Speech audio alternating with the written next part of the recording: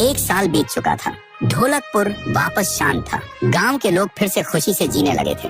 हर पूर्णिमा को लोग एक दिया जलाकर ठुन ठुन ठुन साहुर को याद करते थे। पर एक रात कुछ ऐसा हुआ जो फिर से सब कुछ बदल के रख दिया।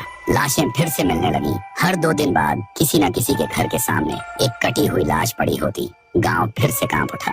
एक दिन सब लोग महाराज के पास पहुंचते हैं और रो रो कर गांव की घटनाओं के बारे में बताते हैं। रात को महाराज 2 सेनापतियों से कहते हैं, जाओ और खोजो इस कांड के पीछे कौन है। लेकिन सुबह सिर्फ उनकी लाशें लौट कर आईं। एक का सिर था ही नहीं, दूसरे के पैर कट चुके थे।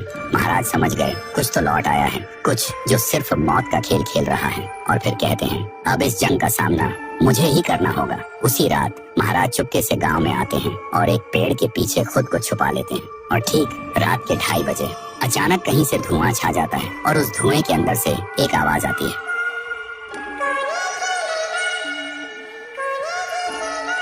और फिर धुएं के बीच से निकलती है एक गुड़िया, गोल आंखें, एक बेजान सी मुस्कान, लेकिन चेहरा मौत का पैगाम।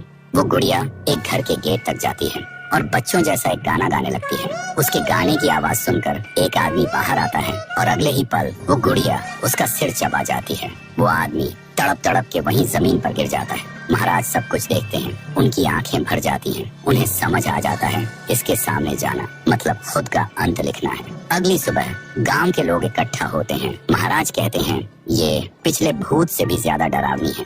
इसे सिर्फ वही हरा सकता है जो मौत को पहले ही हरा चुका है। और फिर एक पूर्णिमा की रात सब लोग दिया जलाकर पुकारते हैं, आप वापस आइए, आपके बिना ये गांव जिंदा तो है पर जीने जैसा नहीं। तभी एक आवाज गूंजती है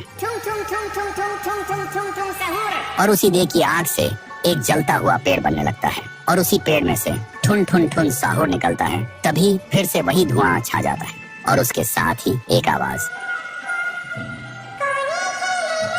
सब लोग घुटनों के बल गिर जाते हैं और कांपती आवाज में बोलते हैं, हमें बचाइए, वो आ गई है। ठुन ठुन ठुन साहुर एक जोरदार जंप करता है और सीधा उस धुएं में घुस जाता है और शुरू होती है एक आखिरी जंग। ठुन ठुन ठुन साहुर और गुड़िया की। जमीन कांपने लगती है, आसमान से बिजली गिरती है और जब धुआं हटता है तो दिखाई देता है गुड़िया बिखर चुकी थी। हाथ अलग, सिर अलग, पैर अलग। और तब से गांव में फिर से एक नई सुबह हुई। महाराज मुस्कुराए, गांव वाले जीने लगे और उस दिन के बाद ठुन ठुन ठुन साहुर सिर्फ एक भूत नहीं रहा, गांव का रक्षक बन गया। लेकिन उसी रात कुछ ऐसा हुआ जो किसी को भी पता नहीं चला। गुड़िया का सिर, हाथ, पैर अपने आप जुड़ने लगे थे और फिर वो वहाँ से चली गई। तो दोस्तों, अगर आप देखना चाहते हैं पीहू वर्सेस गुड़िया तो इस वीडियो को 1 लाख लाइक्स तक पहुँचा दो।